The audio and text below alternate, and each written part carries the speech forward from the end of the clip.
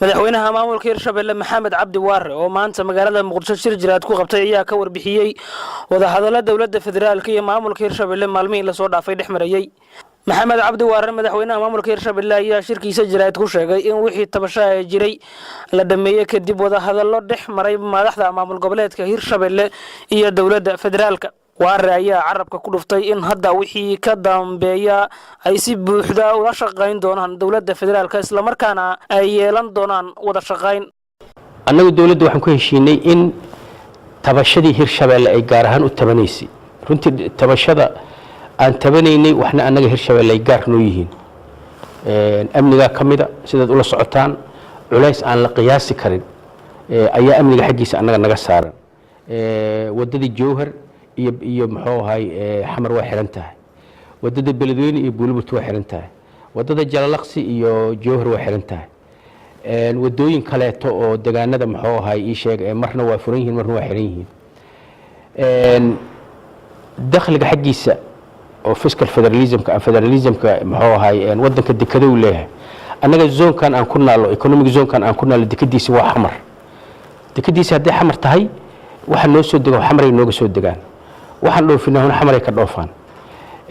in muxuu ahay fiscal federalismki la hirgeliyo oo dekadaas anagu aan muxuu ahay sida Kismaayo iyo muxuu ahay Boosaaso ay u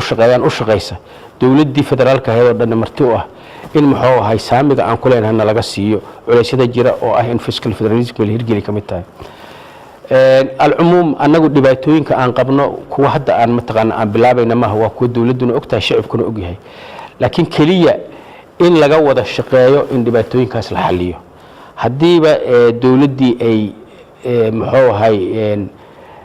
اللي بنديني إيه سلادين تاني إيه دتكيني إيه ماملكيني أي كوكان عسيني وحكا قبنا يسوع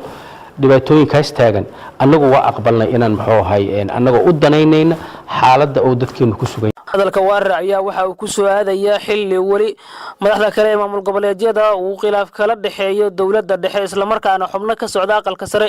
ee baarlamaanka loo diray dawlad goboleedyada si ay xal uga gaaraan arrintan taagan.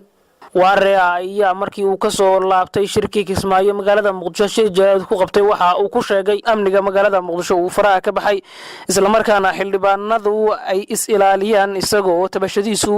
ay u badneyd dhinaca amniga. Aqalka sare ee Soomaaliya ayaa dhawaan guddi u diray dhammaan dawlad goboleedyada si ay u dhexaadiyaan madaxda maamul goboleedyada iyo dawladda dhexe. Xuseen Maxamed Xalane, Soomaali TV, magaalada Muqdisho.